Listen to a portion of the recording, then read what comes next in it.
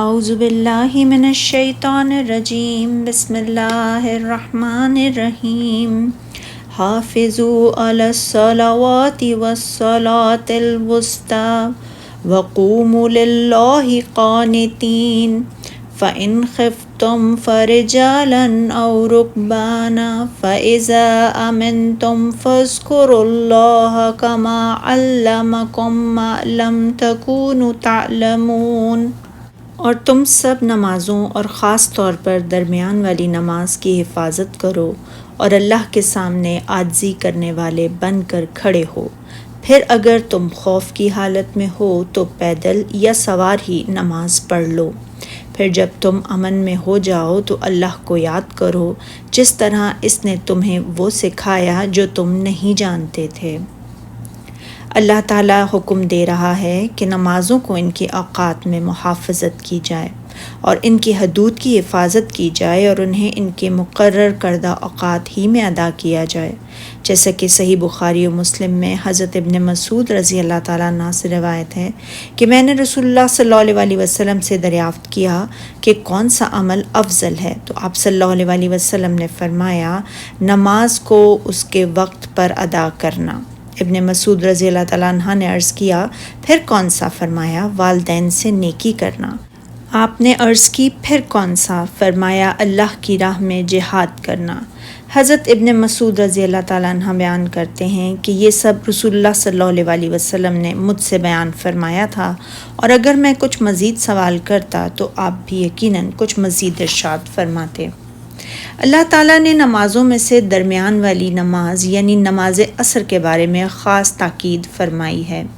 امام ترمذی رحمۃ اللہ علیہ فرماتے ہیں کہ اکثر علماء، صحابہ اور دیگر اہل علم کا یہی قول ہے کہ صلاۃ وسطیٰ سے مراد نماز عصر ہے۔ امام احمد نے حضرت علی رضی اللہ تعالیٰ عنہ سے روایت کیا ہے کہ رسول اللہ صلی اللہ علیہ وسلم نے احزاب کے دن فرمایا تھا انہوں نے ہمیں نماز وسطیٰ یعنی نماز عصر سے مشغول کر دیا، اللہ تعالیٰ ان کے دلوں اور گھروں کو آگ سے بھر دے۔ پھر آپ نے اسے نماز مغرب اور عشاء کے مابین ادا فرمایا۔ نماز وسطیٰ سے مراد نماز عصر ہے، اور اس کی تائید اس بات سے بھی ہوتی ہے کہ صحیح حدیث سے یہ ثابت ہے کہ آپ نے نماز عصر کی حفاظت کو بطور خاص حکم دیا ہے۔ حضرت عبداللہ بن عمر رضی اللہ تعالیٰ عنہ سے روایت ہے کہ رسول اللہ صلی اللہ علیہ وسلم نے فرمایا جس شخص کی نماز عصر فوت ہو گئی گویا اس کا اہل و مال و تباہ و برباد ہو گیا۔ اور حضرت بریدہ سے صحیح حدیث ہے کہ نبی صلی اللہ علیہ وسلم سے روایت کرتے ہیں ابر آلود موسم میں عصر کی نماز جلد ادا کر لیا کرو، کیونکہ جس شخص کی نماز عصر چھوٹ جائے اس کے اعمال رائے گاں ہو گئے۔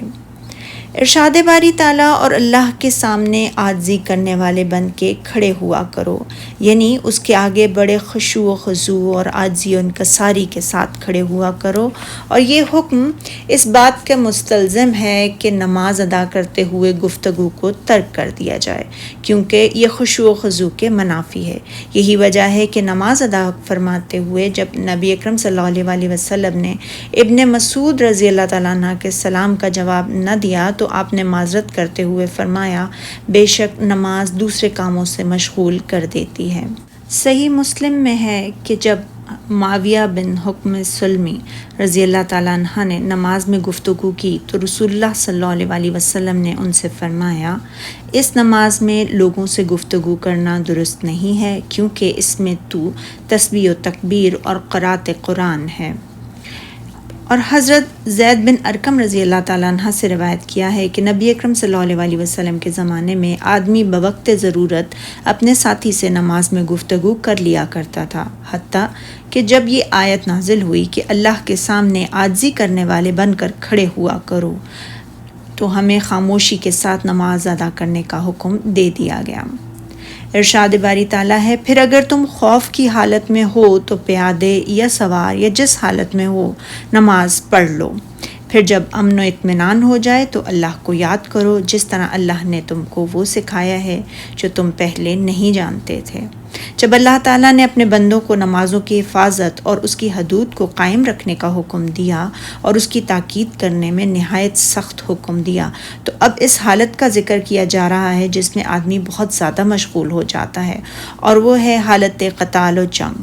اور بتایا ہے کہ اس حالت میں تو تم نے نماز کو کس طرح ادا کرنا ہے۔ فرمایا یعنی جو بھی حالت ہو، خواہ تم پیدے ہو، پیادہ ہو یا سوار، قبلہ رخ ہو یا نہ ہو، ہر حالت میں نماز پڑھو۔ حضرت انس بن مالک رضی اللہ تعالیٰ عنہ فرماتے ہیں کہ میں تستر کے قلعے کے محاصرے کے وقت موجود تھا۔ فجر کا وقت تھا، گھمسان کا رن پڑا ہوا تھا، حتیٰ کہ نماز پڑھنا بھی ممکن نہ تھا۔ لہٰذا اس نماز کو ہم نے سورج بلند ہونے کے بعد ادا کیا۔ ہم نے اس نماز کو حضرت ابو موسیٰ شعریٰ رضی اللہ تعالیٰ عنہ کے ساتھ ادا کیا۔ اللہ تعالیٰ نے ہمیں فتح سے بھی نوازا۔ حضرت انس رضی اللہ تعالیٰ عنہ فرمایا کرتے تھے کہ اس نماز سے مجھے جس قدر خوشی تھی وہ دنیا و مافیہ سے حاصل نہیں ہو سکتی تھی۔ اور ارشاد باری تعالیٰ ہے پھر جب تم امن و اطمینان ہو جائے تو اللہ کو یاد کرو، یعنی نماز اس طرح ادا کرو جس طرح تمہیں حکم دیا گیا ہے۔ رکوع و سجود، قیام و قعود کو مکمل کرو اور پورے خشوع و خضوع سے نماز ادا کرو جس طرح اللہ نے تم کو وہ سکھایا ہے جو تم پہلے نہیں جانتے تھے، یعنی جس طرح اللہ تعالیٰ نے تمہیں اپنے انعام و کرام سے سرفراز فرمایا، ہدایت سے نوازا اور تمہیں وہ سکھایا جو دنیا اور آخرت دونوں میں تمہارے لیے نفع بخش ہے، تو تم بھی اس کے جواب میں اپنے رب تعالیٰ کا شکر ادا کرو اور اس کے ذکر میں رتب السان رہو، جیسا کہ اس نے نماز خوف کے بعد کے لیے حکم دیتے ہوئے فرمایا سورہ نساء میں، پھر جب خوف جاتا رہے تو اس طرح سے نماز پڑھو جس طرح امن کی حالت میں پڑھتے ہو۔ بے شک نماز مومنوں پر اوقات مقررہ میں ادا کرنا فرض ہے۔ صدق اللہ العظیم۔